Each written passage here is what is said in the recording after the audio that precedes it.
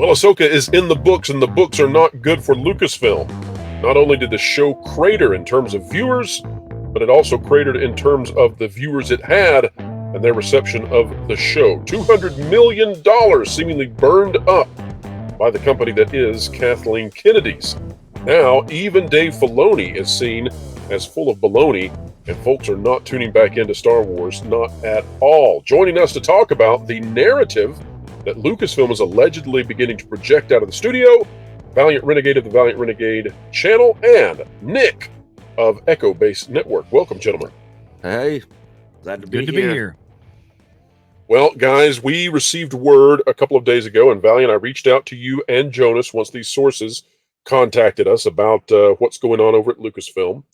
Folks, we're going to be in rumor and speculation territory here, but we'll just say that the individuals who reached out are in the orbit of Lucasfilm. We'll just say that, and we're going to be a little careful in how we relay this information, lest we give away who they are and cost them their careers. That would be no bueno. We haven't burned a source yet. We're going to try not to.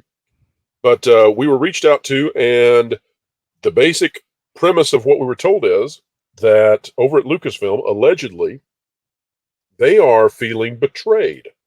They feel like Loki was a shot across the bow. Valiant, I'm not sure that I believe that. I'll tell you why I don't believe it. I don't believe it because I think the higher-ups are smarter than that.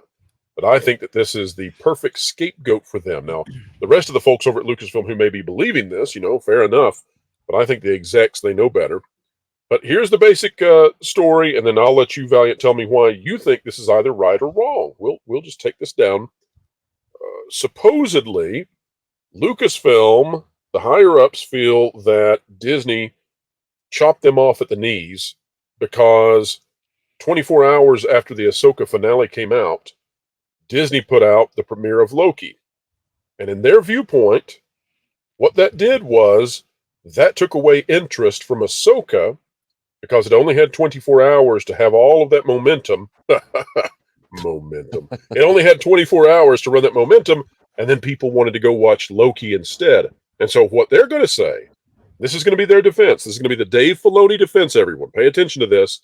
What they're going to say is, when those Nielsen numbers come out, they're going to say that at least some percentage of the people who tuned into Loki and did not have time to tune into Ahsoka. And so it split those people who love Marvel and had to make a decision about what they're going to watch that week. And therefore, it's not fair when the Nielsen ratings come out and Ahsoka's finale is not as good as other Star Wars finales. That's going to be the line. Tell us why that's wrong, Valiant. Or right if you want to take the side of Lucasfilm, which I dare you not to do. No, I'm not going to do. You and I had this phone conversation a few days ago, and I thought this was bupkis. I understand that. I can understand how people that may be working there, especially after the years that they have endured at Lucasfilm under the iron boot of Kathleen Kennedy and this crap regime that's running the company, and nothing has worked. We've covered why, definitively. Toys, merchandise, movies, Disney Plus shows that have been on the decline. We did a live show today. I did a video today about this. I mean, talking about you can't even get Ahsoka to perform better than Andor. And now we want to go ahead and, oh no, let's blame Loki. No, I'm sorry. We didn't do our jobs for 7 weeks leading up to this, or 6 weeks leading up to this finale episode, with 7 episodes before this. No. The last episode's ratings are going to suck because Disney Plus put out another show called Loki that nobody is watching either. That's great. I love this idea. I mean, let's have the war of attrition. Which show is going to do worse in the Nielsen ratings this week? This is ridiculous. Why do you think then that Disney elected to put out Loki 24 hours following Ahsoka? Let's make the argument so that the good folks, those who remain at Lucasfilm, should there be some, and we know there are, but give them that argument so they can talk about this at the water cooler. Why did Disney legitimately elect to do that, if not to cut the foundation out from underneath Lucasfilm and create a negative narrative about Kathleen Kennedy and all that? Well, it's the same reason that your competitors out there, places like Netflix, will put one banger show out one Friday and another banger out the next Friday. They want to keep audiences engaged because these shows feed one another, or they should. If you have a hot audience on one show, it should be a great lead into another show. At what point in the history of 50, 60, 70, 80 years of broadcast television has a network executive said, you know what? We got a really big show in the 8 p.m. Eastern primetime slot. What we need to not do to sour it is follow it up at 8:30 or 9 p.m. Eastern with an equally good show. We should totally not do that. When the hell has that ever been the case? No, you put these out there because the hype for Loki should feed in the same week that people are looking at the finale of Ahsoka. And the people looking at the finale of Ahsoka should be getting hyped up to go right into the next Disney property, the next major IP, and go watch Loki. The problem is nobody cared about either show. Yes, that's a great point. And let me say, too, in all fairness, I scored the first episode of Loki season 2 a 6 out of 10, which is barely positive, but it is positive. So it is orders of magnitude better than Ahsoka thus far. Ahsoka was hot, garbage, dumpster fire, ultra trash. Nick, here's how bad it has been for Ahsoka. This is out of Polygon. And folks, if you know anything about Polygon, when Polygon has turned against you as Disney, you have really pulled an Amber Heard. Yeah. Ahsoka never bothered telling anyone it was just the middle of a story. What was Ahsoka besides 8 hours long? That's by Joshua Rivera. And it goes on to just absolutely obliterate the series. Now, folks, make sure you go read this. It's really something, because when Polygon starts sounding like us, wow, how things have changed.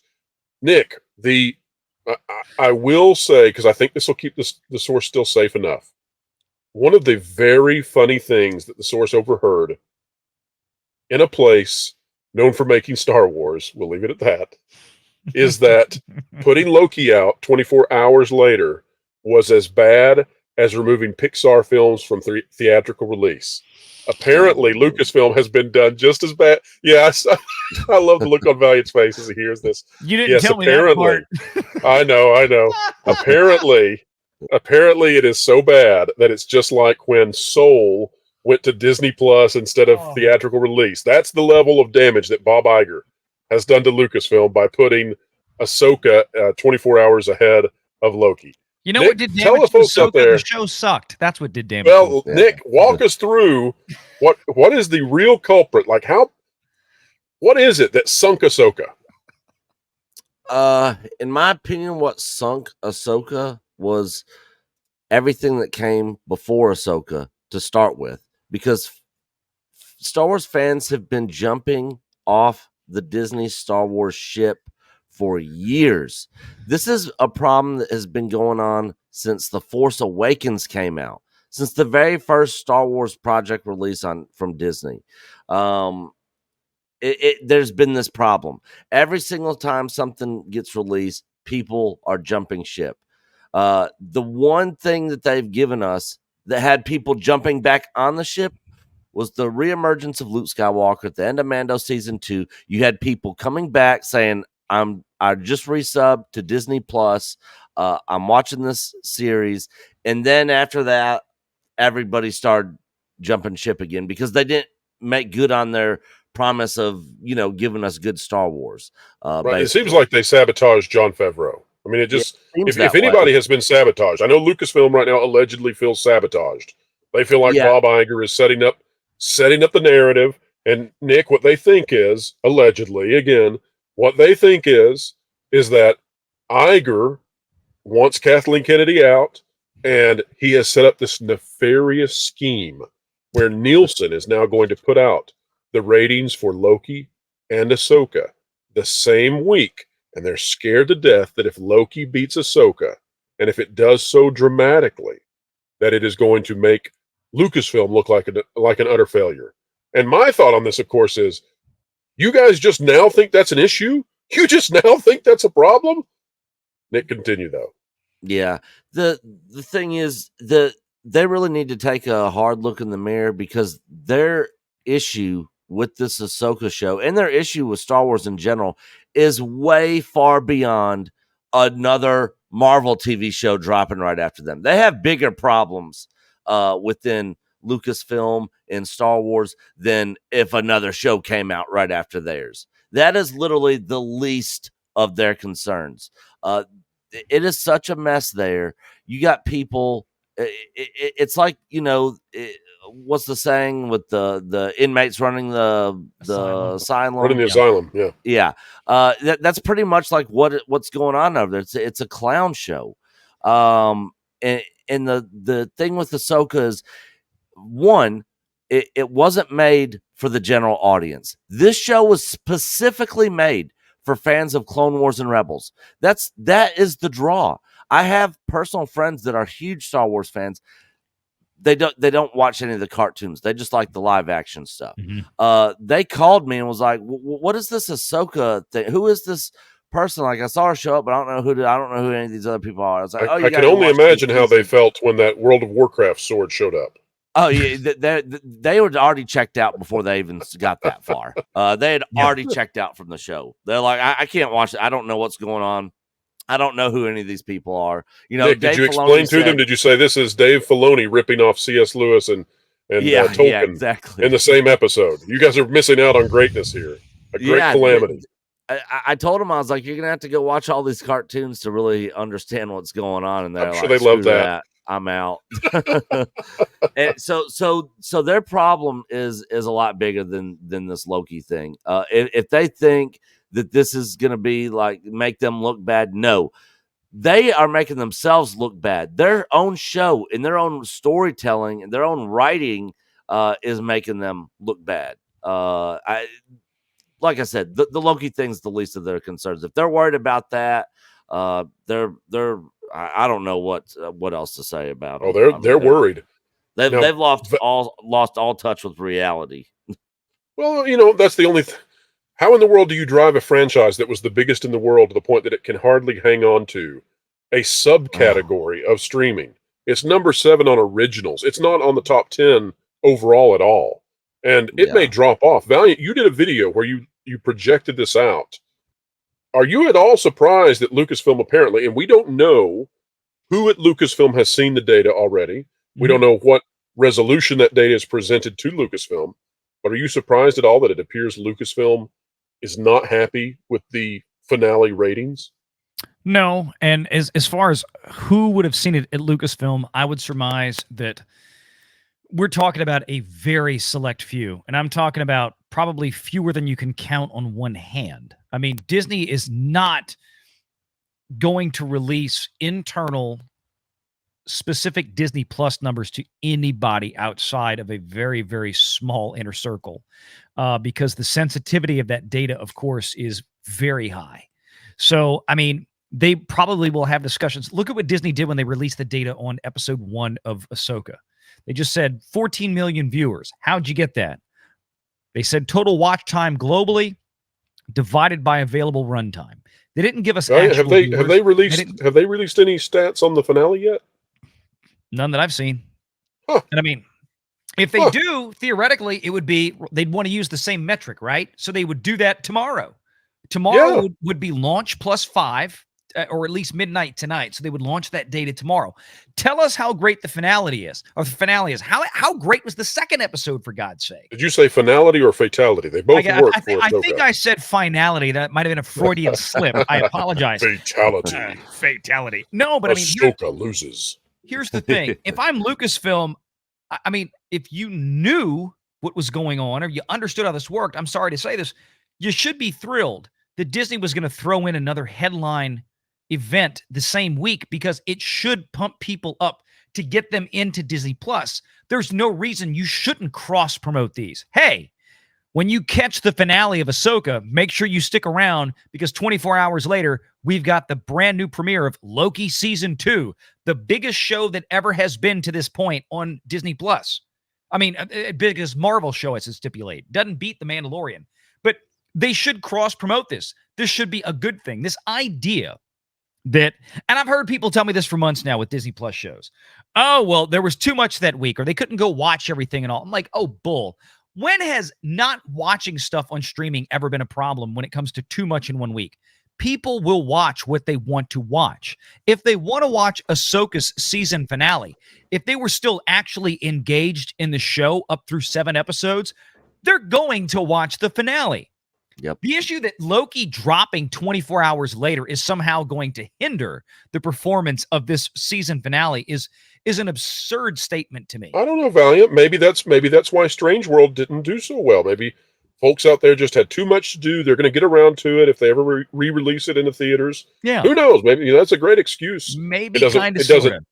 I mean, it makes you feel good if you're on the side of whatever franchise it is that's failing, but it doesn't do much in the world pragmatically. To me, this sounds like a straight up Dave Filoni excuse. You're exactly right. Yeah. Let me toss it to Nick on this, because there is a reason for them to make up this excuse, right? Because if the ratings are bad, if it compares poorly to Loki, or I think more importantly, if it compares poorly to other Star Wars finales, this doesn't just harm a single, solitary, isolated series, but rather it harms Dave Filoni's chances at doing a movie. And as we have all heard now out of Lucasfilm, he is the heir to the empire. He is the apprentice to George Lucas, even though George Lucas never said such a thing. Nick, have you ever seen characters neutered and spayed like they were the target of Bob Barker? I mean, Thrawn at this point is the most underwhelming villain we have ever encountered, I think, in any major entertainment endeavor. Yeah. These were cardboard cutouts. Actually, cardboard's too strong. Paper cutouts. They don't even deserve the credit of cardboard. They're paper cutouts. These characters were god awful. Like, I watched Rebels. So I watched a lot of Clone Wars. I haven't seen all of Clone Wars, but I watched a lot of Clone Wars. I knew all these characters. I didn't see the Mortis God arc and all that sort of stuff. I didn't know all those times, but and I read you didn't realize we were going to Middle Earth. I understand. Many of us did not. Exactly. You know, and everybody made those connections. Everybody made the C.S. Lewis Chronicles of Narnia connection at the very beginning with the title showing the Lord of the Rings references. It was subtle. Yeah. The Back to the Future reference, you know, when they jump off the side, like they jump to their death and then they come hovering up, you know, like Marty and the DeLorean and Back to the Future 2. It was so many other famous movie franchise stuff references in that show. It's funny, but I appreciate that Filoni made all of those references look so much better in light of what he did. It was very kind of him. Yeah, but these characters were not the character. They weren't even the characters from the actual show that Dave Filoni was involved in with Rebels. It was like complete other characters. He definitely took a page out of the Jar Jar Abrams and Ron Johnson playbook with this show for sure. Because these were not the same characters. Even people that are so-called Disney shills or Star Wars shills on the internet have been complaining about the Ahsoka show. Star Wars Sexplained, aka Star Wars Explained. He was even kind of trashing on the show, you know, and he is one of the biggest cheerleaders for Disney Star Wars that's out there. You know, when he starts turning on it, John Campea, who's also one of the cheerleaders for Disney Star Wars, stopped watching the show. Like, he was like, I don't care. You know what that actually means, Nick?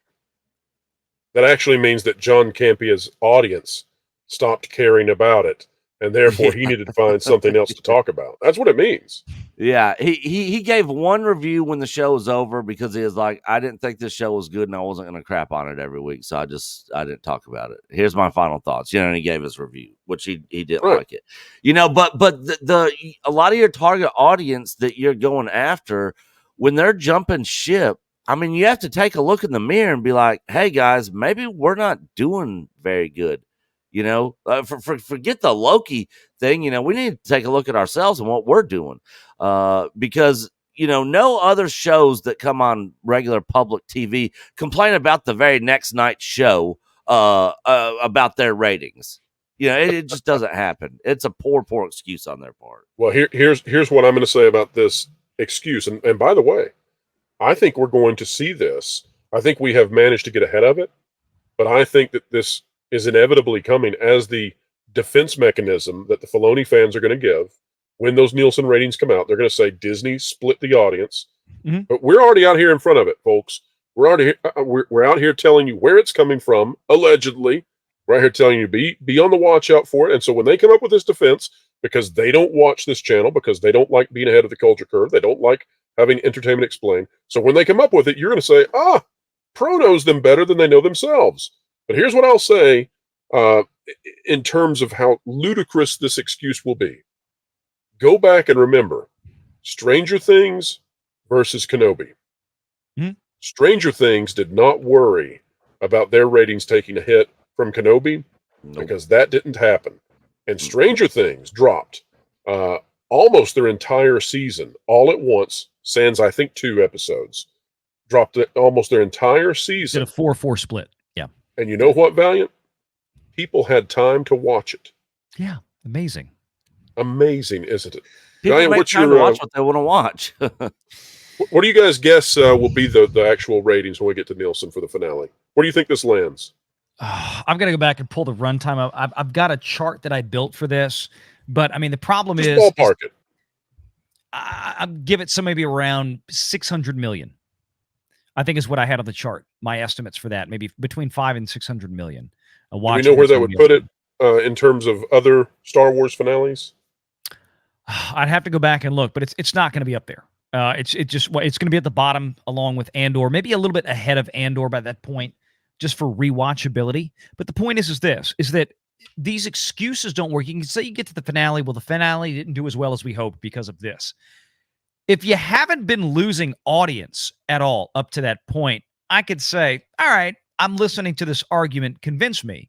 But when you've been steadily losing audience each and every week, we've already proven that between episode 3 and 4 of Ahsoka, that they lost at least 13% as a bare minimum floor of their audience. Yeah. And it's probably twice that, honestly. But as a bare minimum 13% in the episode where Anakin shows back up, Hayden Christensen's cameo at the end, right? Oh, this is where it got fire and everything, and blah blah blah. Remember me? They lost audience. People dropped out because the first 2 episodes were kind of boring. The 3rd episode didn't help things out.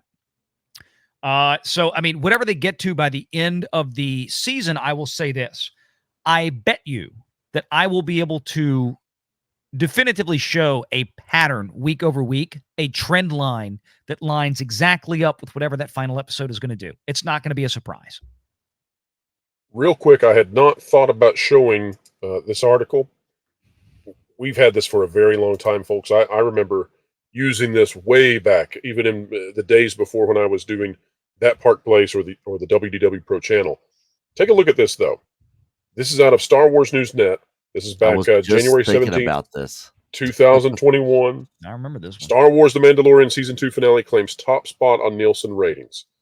Okay? Anybody know that figure back there that got the top spot? It's the only time that Star Wars has ever hit the top spot on Nielsen. Take a look at this, though. Here's the numbers you need to know. 1.34 billion minutes streamed, and it happened at a time when there were far fewer subscribers to Disney Plus than there are today. So 1.34 billion minutes watched.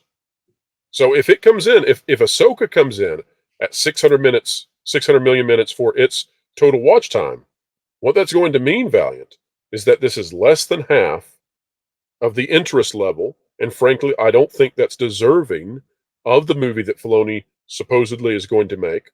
I think that it deflates the entire Thrawn saga that we're supposed to get, if the performance and writing of Thrawn hadn't already done that, and trust me, it did.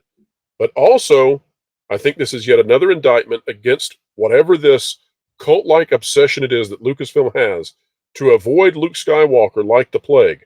When Luke Skywalker is on the screen, Star Wars goes shooting back up to the heavens when we get the real Luke Skywalker, not the hobo hermit that we got in The Last Jedi and beyond.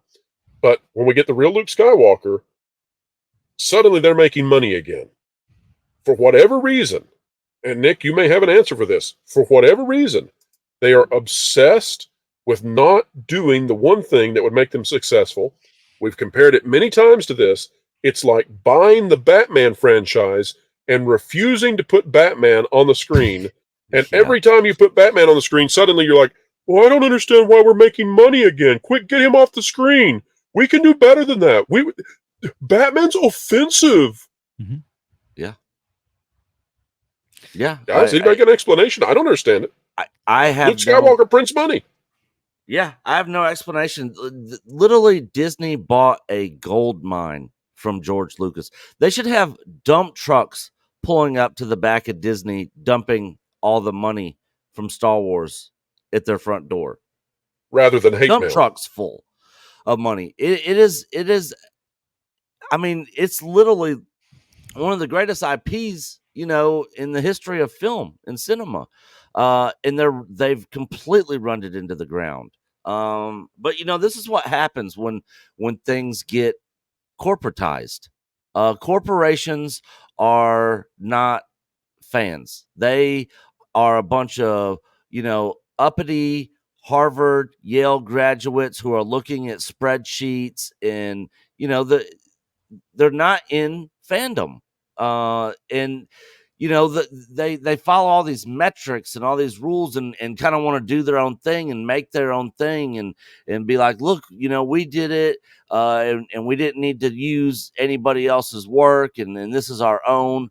But when you do that, you get what's happening to them right now, which is losing subscribers, losing viewers, more and more people jumping off the Star Wars train. And I don't know if they're ever going to understand this and actually do what needs to be done to right the ship. Well, they're really good at writing excuses, even if they're not good at writing the ship. So we will see how this excuse plays out. Folks, we try to jump ahead where they will have a very hard time now pushing this forward because we already know the plan. Folks, if you like content like this, if you like knowing what's going to happen before it happens, consider clicking the like button, share, subscribe. When you click it, you stick it to the algorithms. It's the notification bell. Drop a comment down below.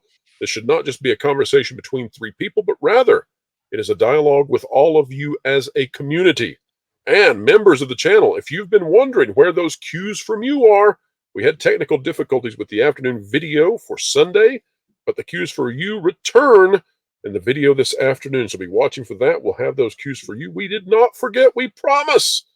Valiant, can you still be found on the Valiant Renegade YouTube channel? I can.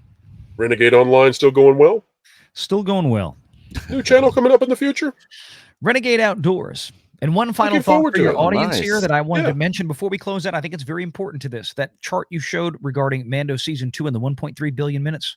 Let's just remind folks that Nielsen measurement, that show back in 2020, released on Friday at midnight Pacific Standard Time, not 6 p.m. on a Tuesday Pacific Standard Time like Ahsoka does.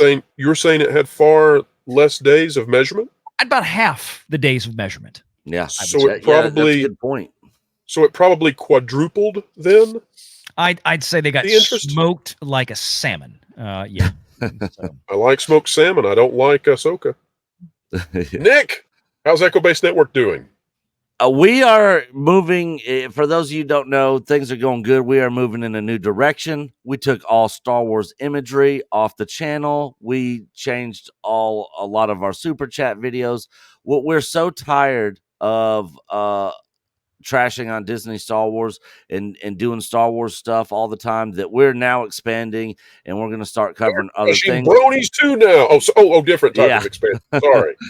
Yeah, we're starting One Piece this week. We're going to do reviews for each episode. Neither one of us have ever seen it. We've never watched the anime, so we're complete noobs. So we're going to be getting into that, and we're going to be getting into other shows and that sort of thing. So yeah, I'm looking forward to actually having something positive to say about some entertainment out there, because it has not been much positive to say with anything concerning Disney Star Wars. For me, anyways, and for Coach. Folks, it's really important as Echo Base Network switches over to being more of general pop culture coverage that you all go support them. Now, I mean this. I'm not just saying this because Nick is here. The YouTube algorithms do not like it when a channel tries to pivot to some other kind of content. They They're not gonna really be kind to suppress that. us. That's Yeah. right. So they are taking a hit in order to position themselves for a better future. So please go support them during this time. Let them know that you appreciate that they're trying to broaden this out and be more than just Star Wars, which I think, frankly, is necessary at this point. And as we've been talking about all these people, the shills who suddenly have got common sense and don't like this, I think it's because they realize that their shilling days are coming to an end because people aren't there to listen any longer to the shills.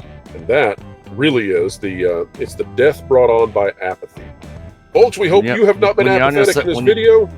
Go ahead. I was just gonna say, when you're on a sinking ship and it's going down, you better jump off before it goes under, and that's what we're doing. That's right. They don't want to be aboard the Titanic. They're gonna hop on a different one.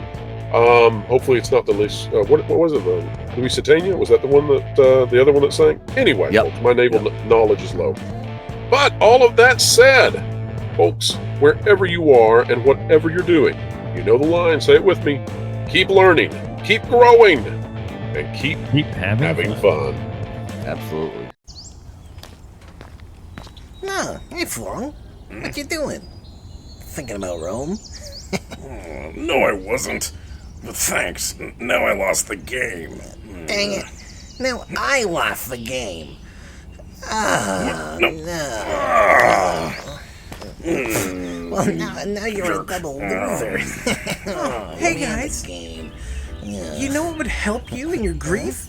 Forgetting those things and filling your mind with articles from thatparkplace.com and using that website as a launching pad to get you lost in thought with all of the team from there. Yeah, that's actually a good idea. Yeah. Oh, well, Flora, would you look down here?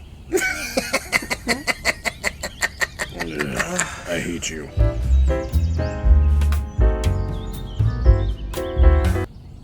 No.